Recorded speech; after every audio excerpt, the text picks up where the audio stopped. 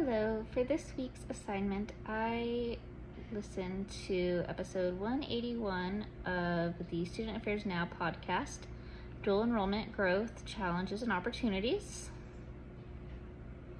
For this episode, they had experts Amy Williams, Dr. Karanda Bean, Dr. Chris Kanza, and they discussed the dual enrollment programs, discussing the quality, growth, equity that allows the high school students to take these courses. They talked about the expansion of dual enrollment, the importance of maintaining quality standards, and the need for strategic planning and collaboration between high schools and colleges. The reason I selected this episode was due to the comprehensive overview that it provided. As dual enrollment is becoming a topic of increasing importance within higher education. As an academic advisor, we recently started doing integrated advisement into the local high schools, in which we develop degree plans and help those that want to earn an associate degree at the same time they get their high school diploma. Two comments and themes that really resonated with me was when Amy Williams points out the need for intentional planning to ensure quality as dual enrollment programs grow, and how crucial that is. Like I said, with what we're doing in the high schools, it really does help with the planning for those students to ensure they're taking classes that'll actually go towards a degree and not just taking random classes that will not apply directly to a program they're interested in. The other point that I was interested in was Dr. Karanda Bean's discussion on equity and inclusion, making sure that regardless of background, that dual enrollment opportunities are accessible to everyone in the student body. That the focus on equity is important because it highlights how there's a potential breakdown in barriers, and it does allow a more even playing field.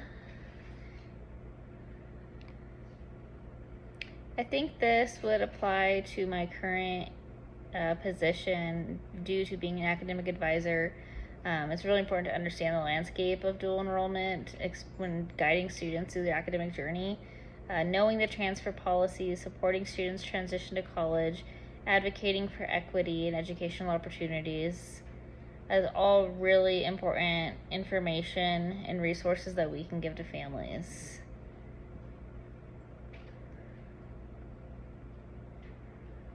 Knowing about the transfer policies, especially those that are earned in dual credit, what does apply to your program, what doesn't. I know one of our local high schools, they will accept Introduction to Literature as their senior English, but one of the other local high schools does not. They require Composition 1. And that's just something you need to know of what counts for their high school credit and what counts for their actual college credit, because it may not be the same. Another part that was discussed was stealth transfer students. Because a lot of these students that graduate with credit hours, they don't come in as, transfer students. They don't have that traditional transfer student label.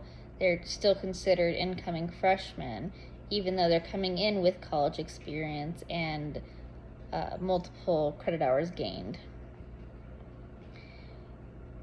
While dual credit students do get a decent amount of college knowledge, it's always, beneficial for us to help provide that when it comes to bursar's office, academic calendars, and just the resources that are available to them. Because while they are still high school students, it's still important for them to, know the resources that they have available.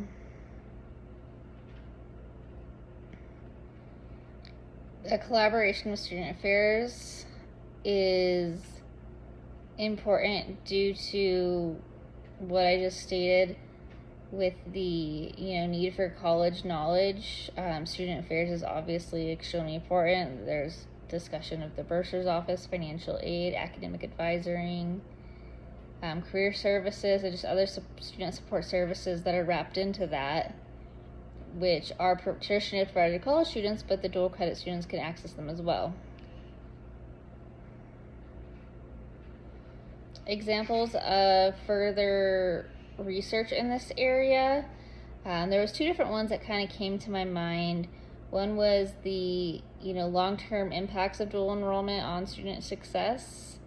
How do these programs affect the long-term academic and career trajectories of students? Since I've been working with students, I see some that start out, their sophomore year interested in nursing or film or something like that, and then by the time they're in their senior year, they've completely changed paths. And some of that's just due to the classes that they've taken. They've started taking these college classes. They get a better idea of what they'll be, needing to study, and they realize, okay, maybe this isn't the right path for me just because I'm not understanding the material. It would give researchers a chance to investigate the effectiveness of dual enrollment as a strategy for increasing college readiness and completion rates, because we do have a decent amount of students who are, coming out of high school with college credits, and a decent majority do choose to go directly to college, while others either, take a gap year or may need to enter the workforce, with those that don't pursue higher education.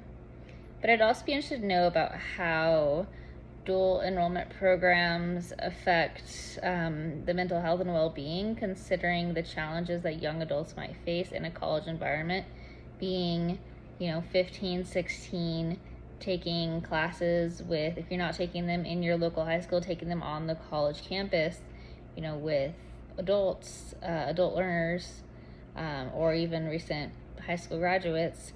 It can definitely face some challenges because you're still being held to that college readiness level. So it'd be interesting to see if there's specific support services that we could provide dual credit students just to ensure their success and well-being within the program.